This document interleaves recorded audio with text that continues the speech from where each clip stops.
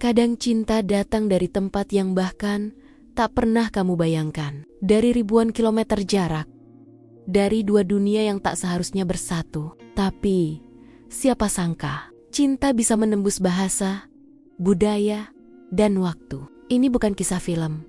Bukan juga dongeng. Ini kisah nyata dua hati dari Rusia dan Indonesia yang membuktikan satu hal sederhana.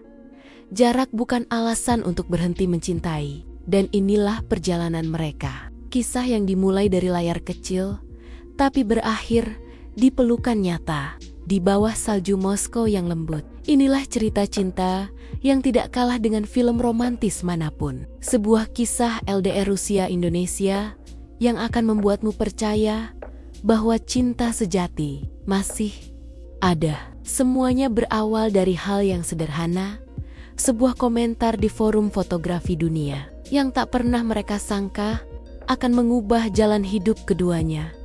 Di balik layar komputer, ribuan kilometer jauhnya dari Indonesia, seorang gadis Rusia bernama Anya menatap foto hasil jepretan seorang pria asing. Dan dari sanalah, takdir mulai menulis ceritanya sendiri. Pagi di Bandung selalu terdengar ramai. Suara motor lalu lalang, tukang sayur berteriak, dan aroma kopi dari warung di ujung gang bercampur dengan udara lembab sisa hujan semalam. Di antara hiruk-pikuk itu, Raffi, pemuda 26 tahun, duduk di kafe kecil sambil menatap layar laptopnya. Di depan Raffi, secangkir kopi hitam sudah dingin. Tapi ia tak peduli, matanya fokus pada foto hasil jepretannya. Hamparan sawah dengan cahaya matahari pagi yang menembus kabut tipis. Foto itu akan ia unggah malam nanti ke sebuah forum fotografi internasional. Forum itu bukan sekadar tempat berbagi karya, tapi juga satu-satunya cara agar hasil karyanya bisa dilihat oleh dunia luar. Bagi Raffi, fotografi adalah caranya bertahan. Ia tak punya pekerjaan tetap. Kadang memotret acara pernikahan, kadang jadi tukang edit foto untuk toko online. Tapi kalau bicara soal impian, hanya ada satu. Ia ingin karyanya dikenal, walau hanya satu kali. Sore itu, sambil memeriksa hasil editan, Raffi bergumam, kalau aja fotoku bisa dilihat banyak orang, mungkin hidupku gak seberat ini. Malamnya, ia unggah foto itu dengan caption sederhana dalam bahasa Inggris seadanya. Sunrise from my village, simple but beautiful. Setelah itu, ia mematikan laptop dan berbaring di kasur. Hujan turun lagi di luar jendela. Ia tak mengira bahwa unggahan itu akan mengubah hidupnya. Keesokan harinya, notifikasi forum ramai. Ada beberapa komentar dari orang asing. Tapi satu komentar membuatnya berhenti menggulir. The light in this photo feels alive. Beautiful capture. Greetings from Russia. Namanya Anya Volkova. Raffi membaca komentar itu berulang kali. Kata-katanya sederhana, tapi terasa tulus. Ia membalas dengan kalimat pendek. Thank you, Anya. This photo was taken in my village in Indonesia. Beberapa jam kemudian, balasan datang lagi. Anya menulis panjang. Ia bilang suka dengan warna di foto itu. Katanya, cahaya matahari di Indonesia terlihat lebih hangat daripada di negaranya yang dingin. Raffi tersenyum. Mereka mulai bertukar pesan. Awalnya tentang foto, lalu tentang makanan, lalu tentang cuaca. Dan entah kenapa, lama-lama mereka bicara tentang hal-hal yang jauh lebih pribadi. Anya bercerita tentang kuliahnya di Moskow, tentang dosen yang galak, dan ibunya yang jarang di rumah karena sibuk bekerja. Raffi membalas dengan kisahnya sendiri tentang hidup sederhana di Bandung, tentang ibunya yang berjualan kue, dan tentang mimpinya punya pameran foto sendiri. Obrolan mereka mengalir begitu saja, seperti dua orang yang sudah lama kenal. Hari-hari berikutnya terasa berbeda bagi Raffi. Ia bangun lebih awal, memeriksa pesan dari Anya sebelum mencuci muka. Kalau sinyal jelek, ia kesal. Kalau Anya lama tidak balas, ia gelisah. ibunya mulai curiga. Kamu senyum-senyum sendiri dari tadi. Lagi dekat sama siapa, Vi? Raffi hanya tertawa. Enggak, Bu. Cuma temen. Ia tahu, sulit menjelaskan bahwa temannya tinggal ribuan kilometer jauhnya, di negeri yang bahkan belum pernah ia lihat di peta. Sementara itu, Anya pun mulai berubah. Ia mulai belajar sedikit bahasa Indonesia lewat internet. Kadang di tengah malam, ia mengirim pesan seperti, "Selamat malam, Raffi." Benar ya? Nulisnya begitu. Raffi tertawa membaca pesannya. Iya, tapi itu artinya aku mau tidur, bukan selamat datang. Anya balas cepat. Oh, salah ya? Hehe. Hal-hal kecil seperti itu membuat hati Raffi hangat. Ia tak menyangka bahwa sekadar percakapan sederhana lewat layar bisa memberi rasa nyaman sebesar itu. Satu malam, saat hujan turun deras, Raffi menerima pesan dari Anya yang lebih panjang dari biasanya. Raffi, aku mau jujur, entah kenapa, tiap kali kamu kirim foto baru, rasanya aku seperti ada di sana. Kalau suatu hari aku bisa ke Indonesia, kamu mau tunjukin tempat itu padaku? Raffi membaca pesan itu berulang kali. Ia menatap layar ponselnya lama, lalu mengetik pelan. Tentu, kalau kamu datang ke sini, aku yang akan jemput di bandara. Ia tak tahu apakah itu akan terjadi, tapi untuk pertama kalinya dalam waktu lama, ia punya alasan untuk berharap. Beberapa bulan berlalu, hubungan mereka semakin dekat. Meski belum pernah bertemu, mereka mulai sering melakukan video call. Kadang Raffi tertidur di depan layar, dan Anya hanya menatapnya sambil tersenyum. Kadang Anya bercerita tentang dinginnya salju, sementara Raffi bercerita tentang hujan tropis yang membuat listrik padam. Dua dunia yang berbeda, tapi rasanya seperti satu ruang kecil tempat keduanya bisa jadi diri sendiri. Namun, di balik semua kehangatan itu, perlahan muncul bayangan masalah. Suatu hari, Anya bertanya dengan nada ragu, "Raffi, kalau aku ke Indonesia, keluargamu bakal terima aku nggak?" Pertanyaan itu membuat Raffi terdiam. Ia tahu ibunya berharap ia menikah dengan perempuan Indonesia, seiman dan sekampung. Ia tak tahu bagaimana menjawab tanpa menyakiti Anya. Akhirnya, ia hanya berkata, "Entahlah, Enwi, tapi aku yakin kalau kita serius, pasti ada jalan." Anya mengangguk pelan, tapi dalam hati, ia tahu jawabannya tak semudah itu. Suatu malam, ketika Raffi sedang menyiapkan kiriman foto untuk klien, Anya menelepon sambil menangis. "Raffi, aku diminta ayahku berhenti menghabiskan waktu dengan orang asing." Katanya percuma, karena kita hidup di dua dunia yang gak mungkin bersatu. Raffi terdiam lama. Ia mendengar suara Ishak di seberang, tapi tak tahu harus berkata apa. Hatinya campur aduk, marah, sedih, takut kehilangan. "Dengar ya, Nui," katanya akhirnya.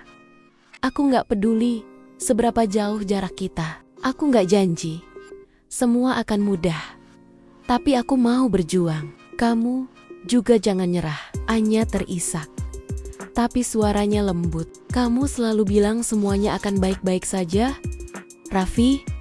Aku pengen percaya itu." Malam itu mereka berdua tertidur dengan perasaan berat. Dan entah kenapa, sejak malam itu, komunikasi mereka mulai jarang.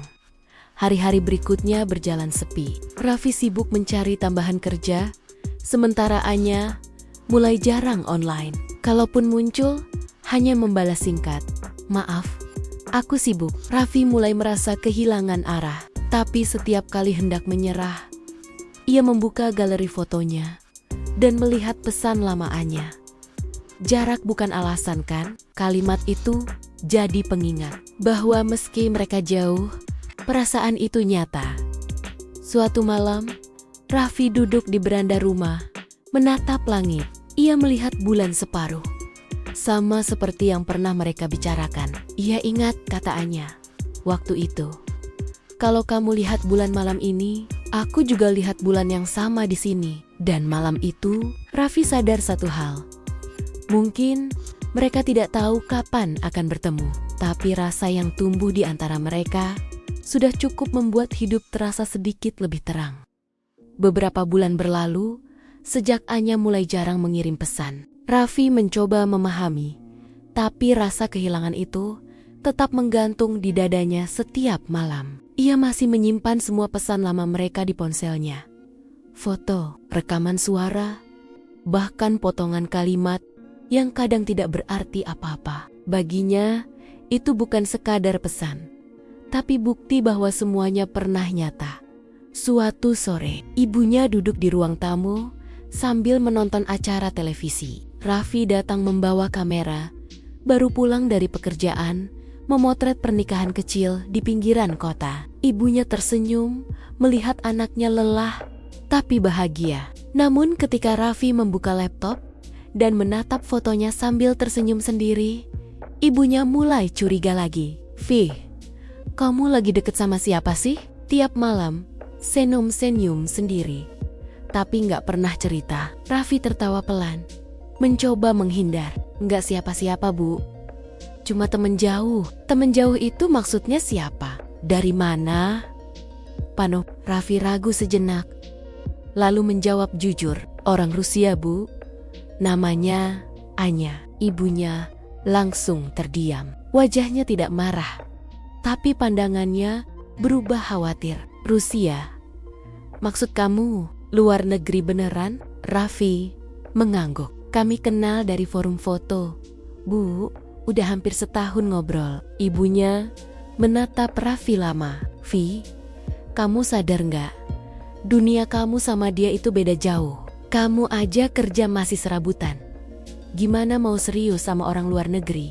Raffi menunduk. Ia tahu ibunya tidak bermaksud jahat, tapi kalimat itu tetap menampar. "Aku tahu, Bu. Tapi aku nggak cari orang kaya atau cantik. Aku cuma ngerasa cocok aja. Dia baik, ngerti aku." Ibunya menghela napas panjang. "Kamu masih muda, jangan buang waktu buat sesuatu yang gak pasti." Raffi diam. Ia tak bisa menjelaskan bahwa justru karena semuanya tidak pasti, ia ingin memperjuangkannya. Sementara itu, di Moskow, salju turun lebih tebal dari biasanya. Anya duduk di depan jendela kamarnya, menatap butiran salju yang menumpuk di luar. Ia baru saja selesai berbicara dengan ibunya, lagi-lagi tentang Raffi. Ibunya sudah tahu semuanya dari awal, dan reaksinya tetap sama. Menolak. "Anya, kamu gadis pintar. Kenapa buang waktu dengan seseorang yang tinggal ribuan kilometer jauhnya? Dia tidak bisa datang ke sini, dan kamu tidak bisa meninggalkan kuliahmu." Anya menunduk. "Tapi dia membuatku bahagia, Mama." Ibunya tersenyum kecil tapi dingin.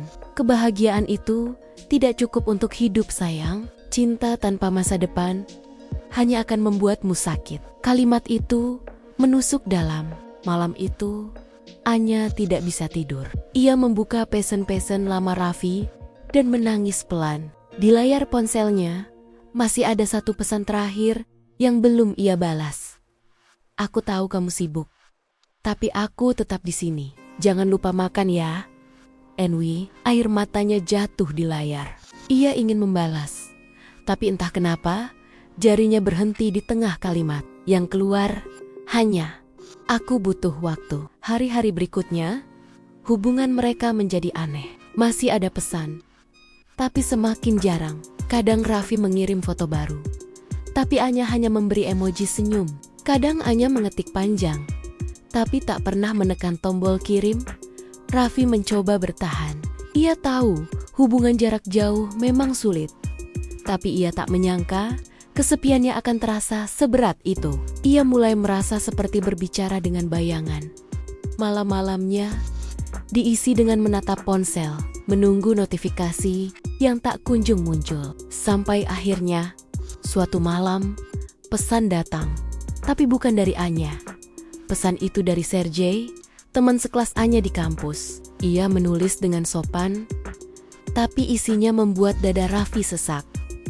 Halo, Raffi. Aku Sergei, teman Anya.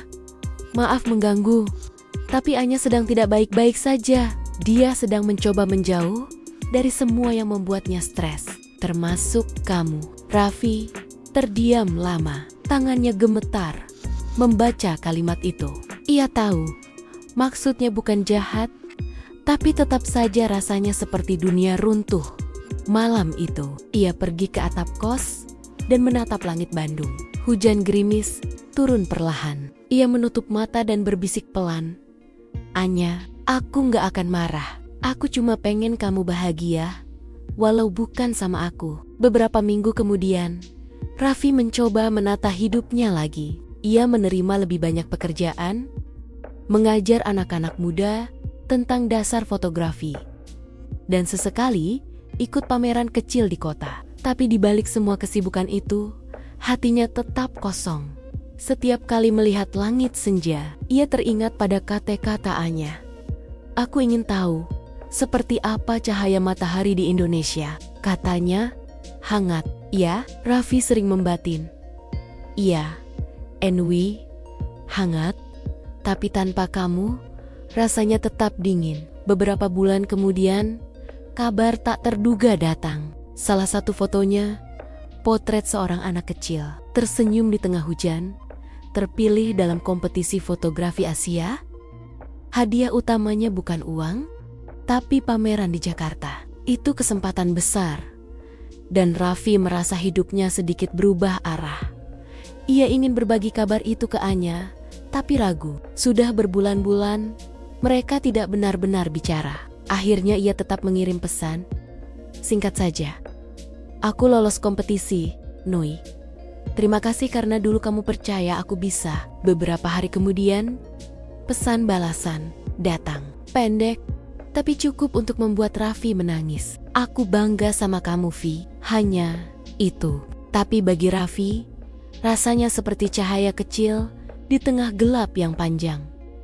Beberapa minggu setelah pameran itu, Raffi mulai menabung sedikit demi sedikit. Bukan untuk beli kamera baru, tapi untuk sesuatu yang lebih besar.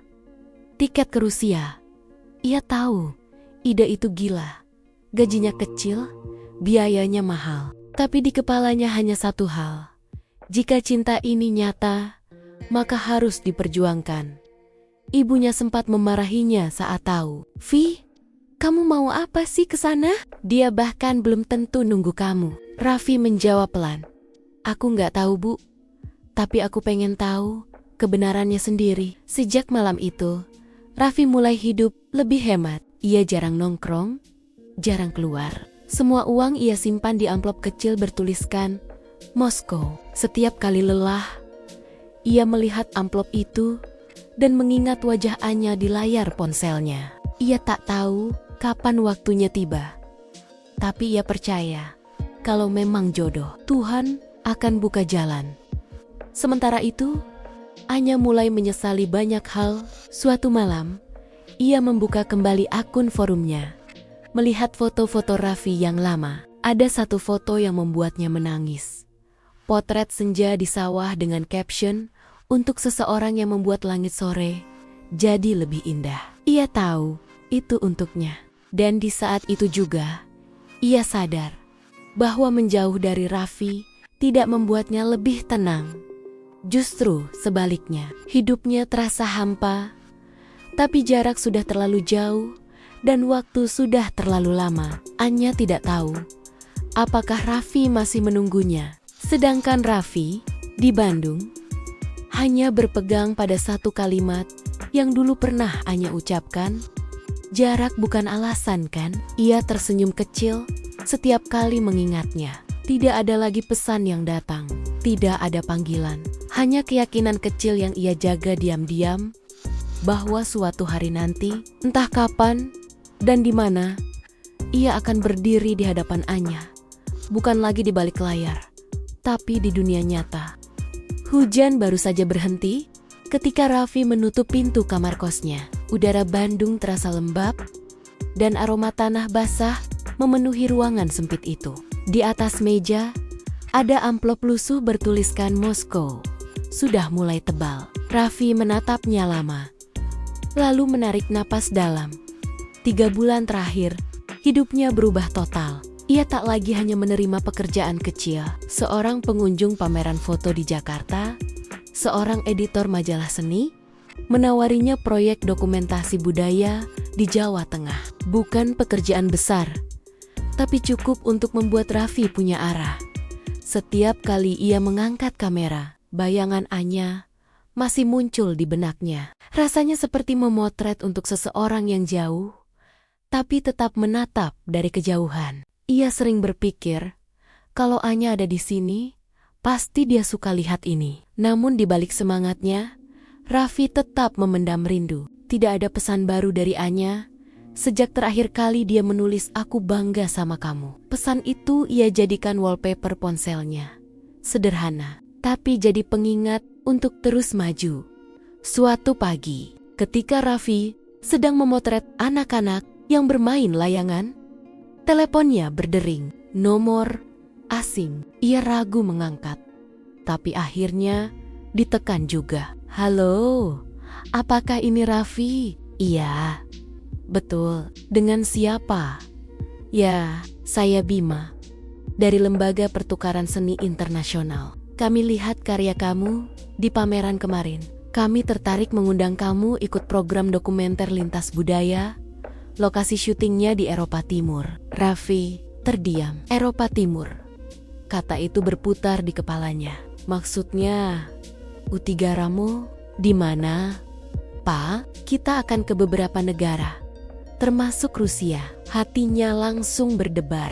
Bukan cuma karena peluang besar itu, tapi karena nama Rusia, negeri tempat Anya tinggal, kembali muncul di hidupnya seperti takdir yang mengetuk pelan. "Saya mau, Pak," jawab Raffi tanpa pikir panjang. "Baik, kami kirimkan detailnya lewat email. Persiapkan paspor dan dokumen ya." Begitu telepon ditutup, Raffi terduduk. Tangannya gemetar. Ia tidak percaya. Semua penghematan, semua kerja keras, semua malam begadang, ternyata pelen-pelen mengarah ke satu titik. Kesempatan untuk ke tempat Anya berada. Malam itu, ia menelepon ibunya. "Bu, Raffi keterima program ke luar negeri." Ibunya sempat terdiam lama di seberang telepon. "Serius, Vi?" "Iya, Bu. Ke Eropa Timur, termasuk Rusia." Suara ibunya berubah pelan. "Raffi, kamu yakin? Ini bukan cuma karena cewek itu." Raffi tersenyum kecil. "Awalnya iya, Bu. Tapi sekarang nggak cuma soal dia. Aku pengen buktiin kalau aku bisa berdiri di dunia yang dulu cuma bisa aku lihat dari layar." Ibunya tidak langsung menjawab, tapi akhirnya berkata pelan, "Kalau memang itu yang kamu mau, Ibu doain dari sini. Hati-hati di sana ya.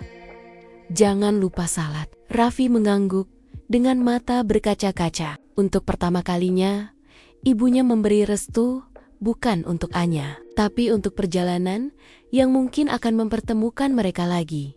Beberapa minggu kemudian, Raffi berangkat. Pesawat dari Jakarta transit di Doha, lalu lanjut ke Moskow. Sepanjang perjalanan, ia nyaris tak bisa tidur. Ia melihat awan di luar jendela, membayangkan wajah Anya, dan berulang kali memutar lagu lama mereka, lagu yang dulu jadi latar video kecil buatan Anya, "Somewhere Only We Know." Ketika pesawat mendarat, Raffi hampir tidak percaya. Udara dingin menggigit kulit. Salju turun pelan, sama seperti yang sering ia lihat di video Anya dulu.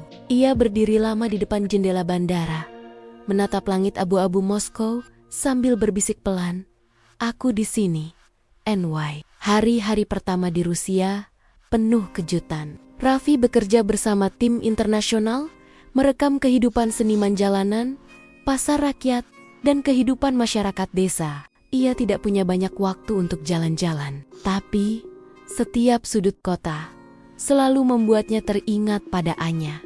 Suatu sore, ketika timnya syuting di pinggiran Moskow, Raffi melihat seorang gadis berjalan dengan mantel biru muda. Langkahnya, posturnya, bahkan cara menunduknya, semua mirip dengan Anya. Tanpa sadar, ia memanggil, "Anya." Gadis itu menoleh. Tapi ternyata bukan. Raffi tersenyum hambar dan menunduk. Namun malam itu, ia menulis sesuatu di buku kecilnya. Kadang Tuhan bikin kita salah lihat, biar kita sadar kita masih punya harapan. Di hari ke-13, Raffi punya waktu luang. Ia memutuskan berjalan sendirian ke taman kota, tempat yang dulu sering diceritakan Anya. Ia membawa kamera dan memotret orang-orang yang lewat. Di tengah suasana itu, salju mulai turun lagi, lebih lebat dari biasanya. Ia duduk di bangku taman dan membuka ponselnya. Tangan kanannya gemetar saat membuka chat lama mereka. Pesan terakhir masih sama. Aku bangga sama kamu. Tanpa banyak pikir, ia menulis pesan baru. Hai, Nui, aku di Moskow. Sekarang, aku nggak tahu kamu masih baca pesanku atau enggak. Tapi aku cuma pengen bilang, aku tetap janjiin dulu. Aku bakal datang. Dan aku beneran datang, Nui. Ia tekan tombol kirim. Pesan terkirim. Centang 1, lalu 2. Tapi tanpa tanda red. Raffi menunduk. Ia tahu kemungkinan Anya tak akan membalas. Namun malam itu, ia tidur dengan senyum kecil. Untuk pertama kalinya sejak lama, ia tidak hanya menunggu. Ia sudah melangkah. Keesokan harinya, Raffi diminta menghadiri pameran foto kecil yang diadakan tim dokumenternya. Ia menyiapkan 2 foto untuk ditampilkan. Yang pertama, potret anak desa yang menatap kamera dengan tatapan tulus. Yang kedua, foto langit senja yang ia ambil di Indonesia dengan judul kecil di bawahnya, 4A. Pameran itu ramai, banyak pengunjung datang, termasuk mahasiswa seni dan fotografer lokal. Raffi berdiri di pojok ruangan, menatap fotonya sendiri sambil meneguk teh hangat. Hatinya tenang, tapi di dalamnya tetap ada ruang kecil yang belum terisi. Hingga tiba-tiba, seseorang berdiri di sampingnya. Suara lembut, tapi asing terdengar. Beautiful picture. 4A. Who's?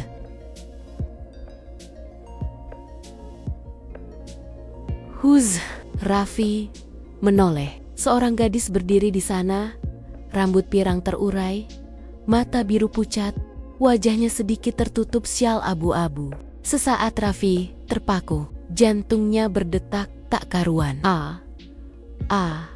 Arm, is someone I used to know? Jawab Raffi pelan. Someone you used to love? Tanya gadis itu. Raffi tersenyum lemah. Still do, maybe. Gadis itu tersenyum kecil, lalu membuka syalnya perlahan. Then, maybe, you should tell her that in person. Raffi menatap lebih dekat. Senyumnya, matanya, nada suaranya, semuanya sama. Ia terpaku. Anya, gadis itu tersenyum, menatapnya dengan mata berkaca-kaca. Kamu beneran datang? Raffi tidak bisa berkata apa-apa. Ia hanya mendekat, lalu memeluknya pelan. Salju turun lebih deras di luar jendela, menutupi kota yang dingin dengan kehangatan yang lama hilang.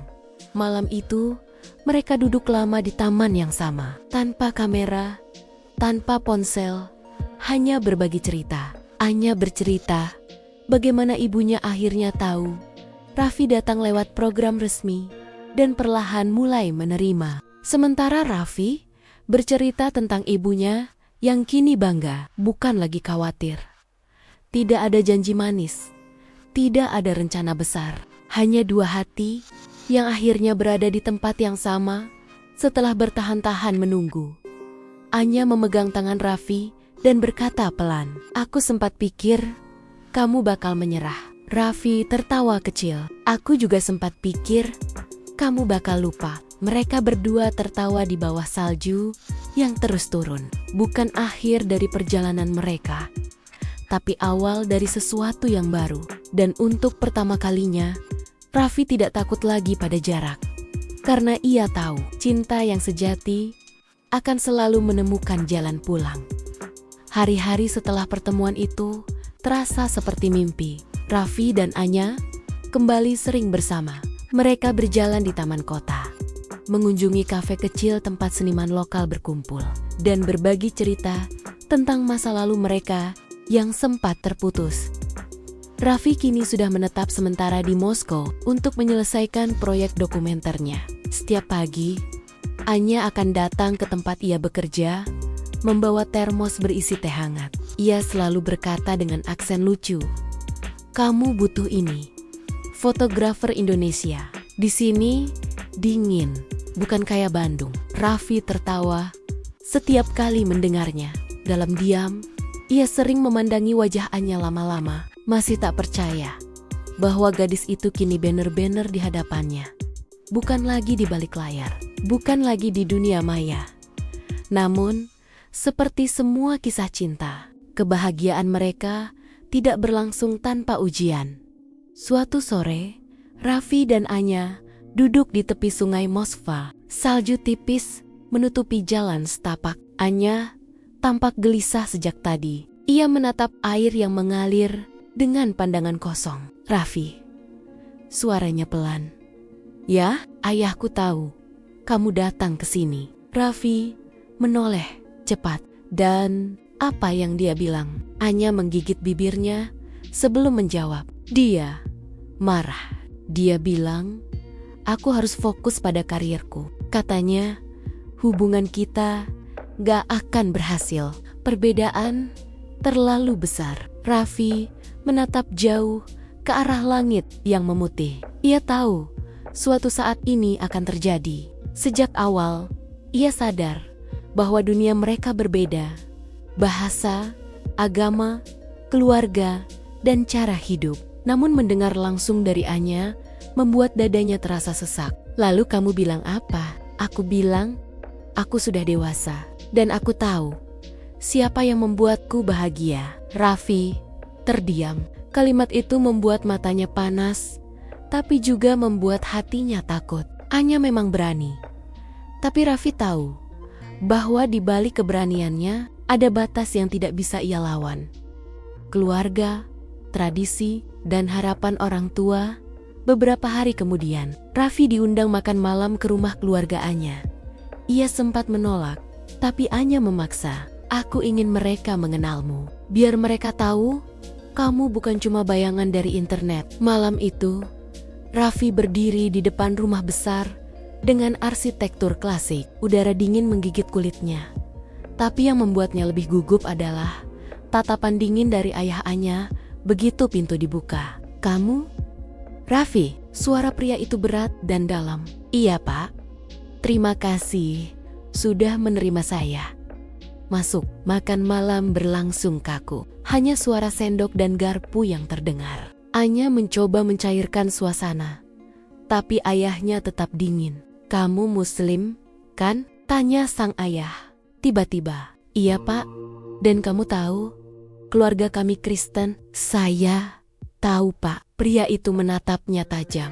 "Bagaimana kamu pikir hubungan ini bisa berjalan?" Raffi menunduk. Ia tak ingin berdebat. "Saya belum tahu, Pak.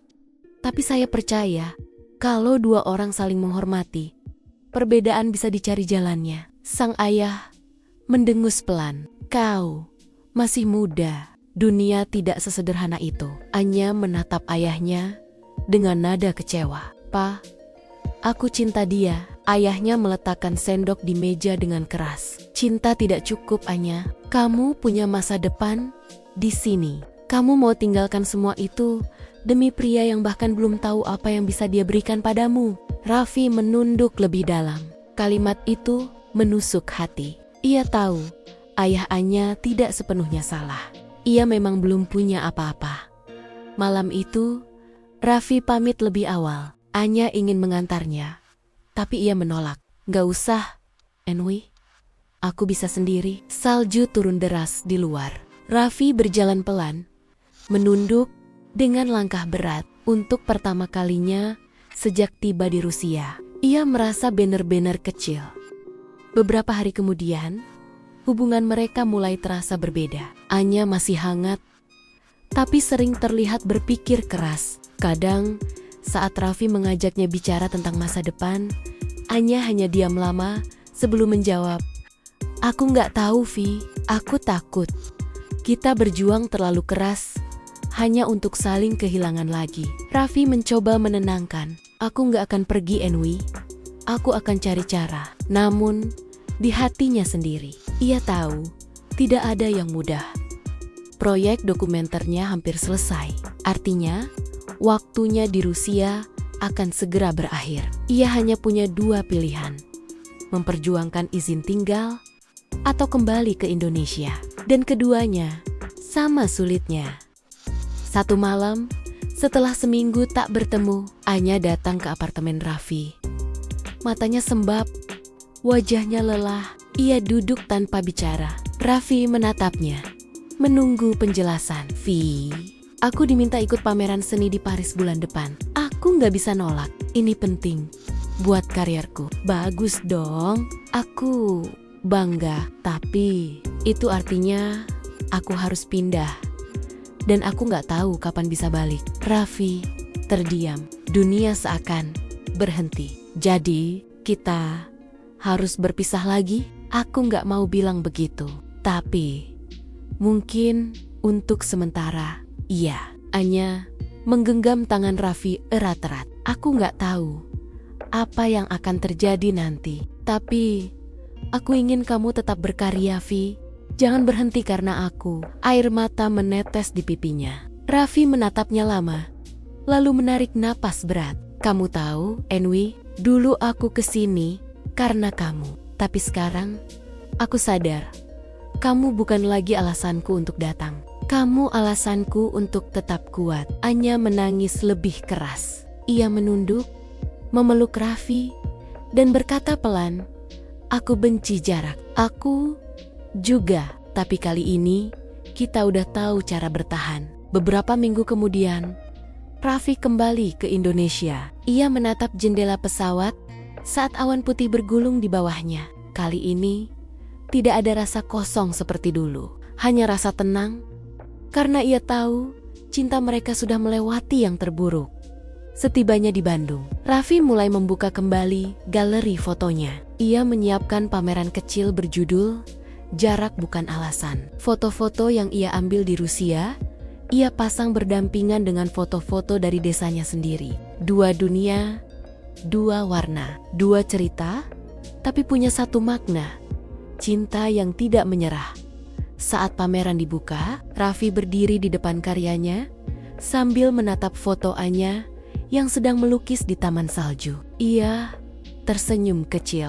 Di bawah foto itu tertulis kalimat sederhana: "Cinta sejati tidak selalu berarti bersama. Kadang, ia hanya tentang dua hati yang tetap percaya, meski berada di dua dunia yang berbeda." Sudah hampir setahun sejak Raffi kembali ke Indonesia. Bandung kini terasa berbeda. Lebih hangat, lebih hidup, tapi juga lebih sepi. Anya sudah lama pergi ke Paris. Dan meski mereka masih saling mengirim pesan, sesekali hubungan itu perlahan berubah menjadi sesuatu yang lebih sunyi. Tidak ada lagi video call tiap malam. Tidak ada lagi rencana gila untuk bertemu. Yang tersisa hanya doa yang sama-sama diam-diam mereka kirimkan dari dua benua berbeda. Namun Raffi tidak lagi seperti dulu. Kehilangan yang pernah membuatnya rapuh, kini justru membentuknya menjadi lebih kuat. Ia menyalurkan semua perasaan itu ke dalam karya. Pamerannya yang bertajuk "Jarak Bukan Alasan" mendapat perhatian besar dari media lokal. Beberapa fotonya bahkan diangkat oleh majalah internasional. Dalam setiap wawancara, ketika ditanya siapa inspirasinya, Raffi selalu menjawab singkat, "Seseorang yang mengajariku arti kesabaran." Ia tidak pernah menyebut nama Anya secara langsung, tapi siapapun yang mengenalnya tahu, setiap fotonya menyimpan bayangan perempuan itu. Pagi itu, Raffi duduk di ruang kerjanya, menatap tembok penuh tempelan foto dan catatan. Ia sedang merencanakan proyek barunya, dokumentasi tentang kehidupan perempuan di pedesaan Indonesia. Konsepnya sederhana, menyoroti kekuatan wanita yang bertahan di tengah kesulitan. Ia ingin menunjukkan pada dunia bahwa cinta sejati tidak selalu tentang dua orang, tapi juga tentang kasih, perjuangan, dan ketulusan dalam bentuk apapun. Teleponnya berdering. Nomor tak dikenal. Halo, ini Raffi? Iya, betul. Dengan siapa ya? Kami dari UNESCO Art Foundation. Kami melihat karya Anda di pameran daring minggu lalu. Apakah Anda bersedia mempresentasikan proyek Anda di konferensi seni internasional di Paris bulan depan? Raffi terdiam. Paris, kota yang selama ini hanya jadi cerita dari seberang. Kota tempat Anya kini tinggal. Saya bersedia, jawabnya pelan. Setelah telepon ditutup, ia hanya duduk diam lama. Tangannya sedikit gemetar. Bukan karena gugup berbicara di depan publik, tapi karena perasaan yang muncul bersamaan. Apakah takdir sedang membuka jalan lagi? Hari-hari berikutnya, ia habiskan untuk mempersiapkan keberangkatannya. Ia tidak memberitahu Anya, bukan karena tidak ingin, tapi karena ia ingin semuanya berjalan alami. Kali ini, bukan cinta yang ia bawa ke Eropa, melainkan pencapaian, kerja keras, dan mimpi yang tumbuh dari luka lama. Ibunya ikut mengantarnya ke bandara. Perempuan itu kini terlihat lebih tenang, bahkan tersenyum. Kamu udah jauh berubah, Vi, katanya. Maksud ibu, dulu kamu ke Rusia karena cinta. Sekarang kamu ke Paris karena dirimu sendiri. Itu artinya kamu sudah dewasa. Raffi mencium tangan ibunya, lalu menjawab dengan nada lembut. Tapi tanpa cinta itu, mungkin aku gak akan sampai di sini. Pesawat mendarat di Paris menjelang sore. Langitnya berwarna oranye keemasan. Begitu keluar dari bandara, Raffi menarik napas panjang. Aroma khas kota besar dengan udara dingin yang menusuk. Ia langsung teringat Anya. Bagaimana gadis itu dulu selalu ingin menggambar di bawah Menara Eiffel. Ia menekan rasa rindunya dalam hati dan fokus pada tujuan utamanya. Konferensi akan diadakan 3 hari lagi. Ia memanfaatkan waktu untuk beradaptasi, menyiapkan materi, dan mencari lokasi foto baru. Namun malam sebelum acara, sesuatu terjadi. Saat Raffi sedang duduk di sebuah kafe kecil dekat Montmartre, seseorang menepuk bahunya pelan. Excuse me, are you Raffi? Ia menoleh cepat.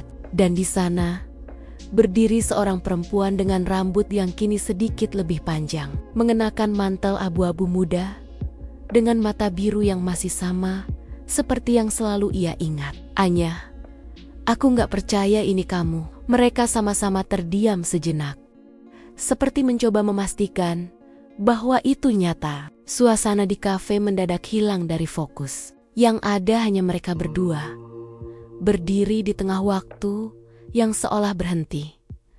Anya duduk di depannya, tersenyum gugup. Aku lihat namamu di daftar pembicara konferensi. Aku pikir ini gak mungkin, kebetulan. Aku juga gak percaya. Aku bahkan gak tahu kamu akan ada di sini. Mereka tertawa pelan, menahan perasaan yang campur aduk. Ada bahagia, haru, tapi juga sedikit takut. Takut kalau pertemuan ini hanya akan membuka luka lama. Malam itu, mereka berjalan menyusuri jalanan Paris, lampu-lampu, kota berkilau di sepanjang Sungai Seine. Anya bercerita tentang kehidupannya sekarang, bagaimana ia mulai bekerja sebagai ilustrator lepas, dan bagaimana ia akhirnya berdamai dengan keluarganya. Ayahku masih keras kepala, tapi setidaknya dia berhenti menentang. Aku pikir waktu membuat semuanya lebih lunak. Waktu memang guru yang aneh, balas Raffi. Kadang dia menyembuhkan, kadang cuma menguji seberapa kuat kita bertahan. Anya tersenyum. Dan kamu masih suka bicara dengan cara yang bikin orang mikir lama. Mereka berdua tertawa, tapi kemudian hening kembali. Hening yang tidak canggung, tapi penuh kenangan. Vi, kata Anya akhirnya, aku sering lihat fotomu di pameran. Kamu sukses. Sekarang, aku cuma belajar dari rasa kehilangan. Kadang kehilangan itu bukan akhir, tapi awal yang Tuhan kasih biar kita bisa menemukan versi terbaik dari diri sendiri. Anya menatapnya lama. Dan kamu udah jadi versi terbaik itu sekarang. Keesokan harinya, Raffi tampil di konferensi. Ia berdiri di depan ratusan peserta dari berbagai negara, mempresentasikan karya fotonya dengan suara tenang. Di layar besar di belakangnya, terpampang foto-foto kehidupan sederhana masyarakat Indonesia, wajah-wajah perempuan yang bekerja di sawah, anak-anak sekolah di pedalaman, dan langit senja di Bandung. Ia menutup presentasinya dengan satu foto terakhir. Potret tangan seorang perempuan menggenggam kuas cat di tengah salju, dengan tulisan kecil di bawahnya, "For those who taught me how to see beauty in distance." Penonton bertepuk tangan. Tapi hanya satu wajah yang dicari Raffi di kerumunan itu. Dan ia menemukannya. Anya berdiri di barisan belakang, menatapnya sambil menahan air mata. Setelah acara selesai, mereka kembali bertemu di luar gedung. Langit sore Paris mulai redup. Mereka berjalan dayam-dayam ke taman kecil di dekat sungai. Di sana, Anya berhenti dan menatap Raffi. "Vi, aku nggak tahu apa yang harus aku bilang. Tapi waktu aku lihat fotomu di layar tadi, aku sadar kamu bukan lagi laki-laki yang dulu kutemui di layar laptop. Kamu udah tumbuh." Raffi menatapnya lembut. "Kita berdua tumbuh. Anyway, dulu kita cuma dua orang yang berani bermimpi. Sekarang, kita dua orang yang pernah saling menyembuhkan." Air mata Anya menetes. "Kamu masih mencintaiku. Cinta nggak bisa dihapus begitu aja. Tapi sekarang aku lebih mencintai kenyataan bahwa kamu bahagia dan aku juga." Anya mendekat, memegang tangan Raffi. "Mungkin memang begini jalannya. Kita nggak ditakdirkan untuk terus bersama. Tapi takdir menyiapkan cara lain agar kita tetap saling ada." Raffi mengangguk pelan. "Selama kamu di dunia ini, aku nggak akan merasa sendiri." Mereka berdua saling menatap lama, sebelum akhirnya tersenyum. Tidak ada pelukan kali ini. Tidak ada perpisahan yang dramatis. Hanya dua hati yang saling mengerti bahwa cinta sejati tidak selalu butuh akhir bahagia. Cukup akhir yang damai. Beberapa bulan kemudian, pameran Raffi diadakan di Jakarta. Di antara tamu undangan, ada satu amplop datang dari Paris. Di dalamnya hanya ada satu foto, lukisan kecil bergambar langit Bandung, dan sepasang jejak kaki di bawahnya. Di bawah lukisan itu tertulis, "Untuk Raffi." Karena jarak bukan alasan, tapi alasan untuk tetap percaya. Anya. Raffi tersenyum. Ia menatap foto itu lama, lalu menggantungnya di dinding ruang kerjanya. Di bawahnya, ia menulis kalimat kecil. "Cinta sejati tidak selalu berakhir dengan bersama. Kadang, ia hanya berakhir dengan rasa syukur, karena pernah saling menemukan." 5 tahun sudah berlalu sejak Raffi dan Anya terakhir kali bertemu di Paris. Waktu berjalan cepat, menyembuhkan, menghapus, dan juga membentuk segalanya menjadi lebih dewasa. Kini, Raffi bukan lagi fotografer muda yang bekerja sendirian di Bandung. Ia sudah memiliki studio sendiri, tim kecil, dan beberapa proyek kerja sama internasional di dinding ruang kerjanya. Masih tergantung foto kecil kiriman Anya, lukisan langit Bandung dengan 2 jejak kaki. Warna kertasnya mulai pudar, tapi maknanya tak pernah hilang. Setiap kali Raffi menatapnya, ia selalu teringat satu hal, bahwa cinta yang tidak berakhir bukan berarti gagal. Suatu pagi di bulan Juni, Raffi menerima surat undangan dari pemerintah daerah Bali. Isinya, ia diminta menjadi juri dalam kompetisi fotografi internasional bertema cinta dan budaya dalam perbedaan. Tema itu membuatnya tersenyum kecil. Ironis sekali, pikirnya. Dulu, cinta dan perbedaan justru yang membuatnya jatuh dan bangkit berkali-kali. Tanpa pikir panjang, ia menerima undangan itu. Bali selalu punya tempat khusus di hatinya, tempat yang tenang, tempat untuk menatap masa lalu tanpa sakit lagi. Hari pertama acara, Raffi tiba di gedung pameran. Deretan foto dari berbagai negara terpajang rapi di dinding kaca. Beberapa peserta berdiri di dekat karya mereka, memperkenalkan diri, menjelaskan makna di balik foto. Ia berjalan pelan, memperhatikan satu persatu, hingga akhirnya langkahnya berhenti di depan sebuah foto berwarna hitam putih. Foto itu menampilkan seorang perempuan Indonesia sedang mengajar anak-anak di desa terpencil dengan cahaya lembut dari jendela bambu. Wajah perempuan itu tidak terlihat jelas, hanya siluetnya. Tapi ada sesuatu dalam foto itu yang terasa sangat familiar. Di bawah foto itu tertulis nama fotografer, Anastasia Volkov. Raffi terpaku. Ia membaca ulang namanya pelan, seolah takut salah lihat. Rasa hangat menyelinap di dadanya, antara rindu, kaget, dan bahagia yang datang bersamaan.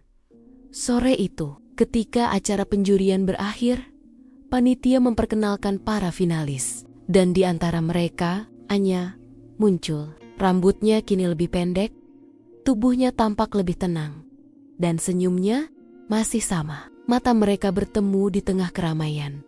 Waktu seakan berhenti lagi. Anya mendekat pelan. "Aku tahu kamu bakal ada di sini," katanya sambil tersenyum kecil. "Kamu sengaja datang?" tanya Raffi. "Gak sengaja, aku juga diundang sebagai peserta. Tapi waktu baca namamu di daftar juri, aku cuma bisa tertawa. Dunia ini kecil banget." "Ya," Raffi mengangguk. Matanya masih menatap lekat. Dunia kecil, tapi jarak dulu terasa seperti planet yang berbeda. Sekarang jarak itu udah gak berarti apa-apa, jawab Anya pelan. "Kita udah melewatinya." Mereka duduk di taman belakang gedung, tempat yang sepi dengan pohon Kamboja berguguran. Langit sore, Bali berwarna oranye muda, mirip langit Paris di hari pertemuan terakhir mereka. "Aku gak nyangka kamu kembali ke Indonesia," kata Raffi. "Aku memang rencana pindah. Udah 2 tahun terakhir aku kerja buat lembaga pendidikan di sini. Aku ngerasa waktunya pulang. Aku udah cukup berlari." Raffi menatapnya dengan senyum hangat. "Kamu berubah. Kamu juga. Tapi kamu masih punya tatapan yang sama kayak dulu. Tatapan orang yang nyimpan banyak cerita, tapi gak mau bilang." Keduanya tertawa pelan. Tidak ada lagi canggung. Tidak ada lagi luka. Yang tersisa hanya kedamaian. Beberapa hari kemudian, acara penutupan diadakan di tepi pantai Sanur.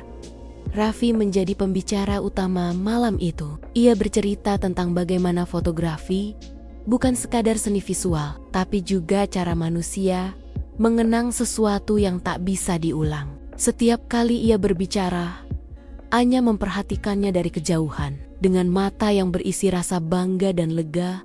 Setelah acara selesai, mereka berjalan di sepanjang pantai. Bulan purnama memantulkan cahaya lembut ke laut. Suara ombak terdengar seperti lagu lama yang menenangkan. "Vi," kata Anya perlahan, "kalau waktu dulu kita gak sempat saling menemukan, mungkin memang karena Tuhan pengen kita ketemu di waktu yang lebih tepat." "Iya," jawab Raffi, "dulu kita ketemu untuk belajar. Sekarang mungkin untuk berterima kasih." Anya menatap laut, lalu kembali menatap Raffi. "Aku gak mau mengulang masa lalu, tapi aku pengen kita tetap ada di kehidupan masing-masing. Mungkin gak sebagai kekasih, tapi sebagai rumah." Raffi tersenyum. Rumah gak selalu harus ditempati kan? Kadang cukup tahu dia ada. Itu aja udah bikin tenang. Mereka berdua diam lama, mendengar suara ombak yang menepi. Perasaan damai menyelimuti keduanya. Perasaan bahwa semuanya akhirnya berada di tempat yang seharusnya. Beberapa bulan setelah acara itu, Raffi menerima surat lagi, kali ini dari sebuah sekolah kecil di Nusa Tenggara Timur. Kepala sekolah menulis bahwa ada seorang relawan bernama Anya Volkov yang membantu mengajar anak-anak di sana. Dan ia mengundang Raffi untuk datang mengambil foto dokumentasi tanpa berpikir panjang. Raffi berangkat. Ketika tiba di sana, ia melihat pemandangan sederhana.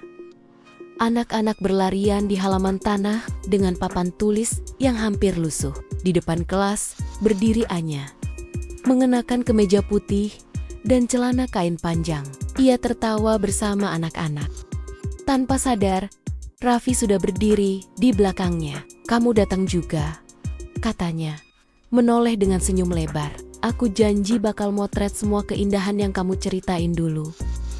Sekarang kamu lihat sendiri kan, cinta nggak selalu tentang dua orang. Cinta juga bisa tentang tempat, tentang memberi, tentang hidup yang berarti." Raffi mengangkat kameranya dan mulai mengambil gambar.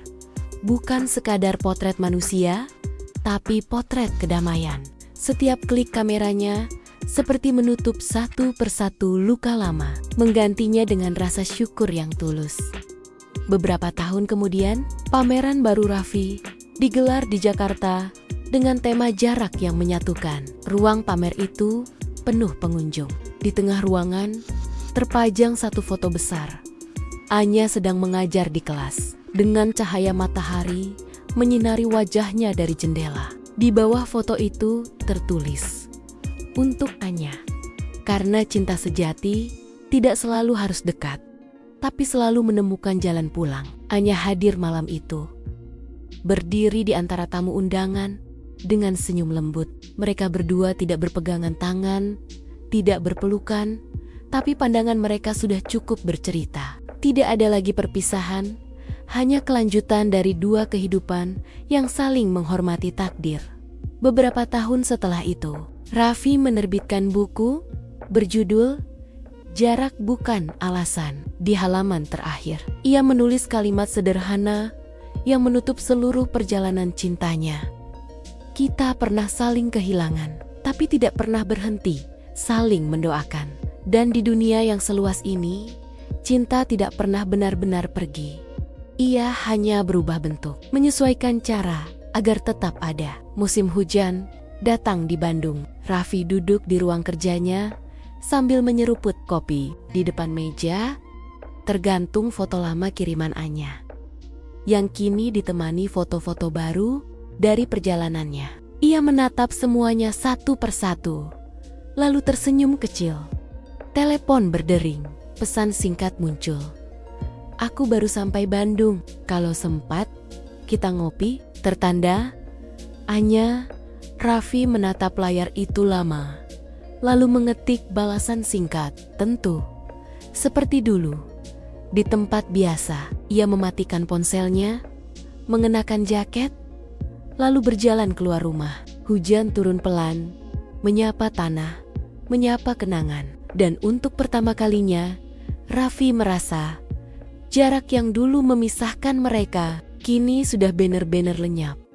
Kadang, kita terlalu sibuk bertanya, kenapa seseorang datang, lalu pergi begitu cepat. Tapi jarang sekali kita sadar bahwa beberapa orang dikirim bukan untuk tinggal, melainkan untuk mengubah kita agar lebih kuat, lebih bijak, dan lebih siap mencintai dengan cara yang benar. Raffi dan Anya mungkin tak berakhir bersama, tapi mereka membuktikan sesuatu yang lebih indah, bahwa cinta sejati tak selalu tentang memiliki, tapi tentang menghargai. Meski dari jauh, karena jarak bukan alasan untuk berhenti mencinta. Kadang, jarak justru alasan kenapa hati belajar bertahan. Dan di setiap kisah yang berakhir, selalu ada versi baru dari diri kita yang siap untuk mulai lagi. Kalau kamu pernah mencintai seseorang, tapi tak bisa bersatu, jangan buru-buru bilang itu gagal. Bisa jadi,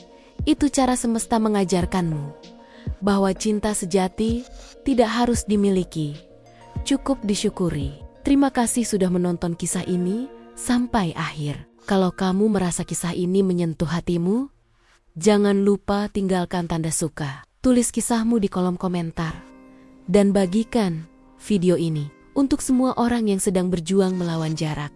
Karena siapa tahu kisah mereka bukan hanya tentang Raffi dan Anya, tapi juga tentang kamu yang sedang belajar mencintai dalam diam.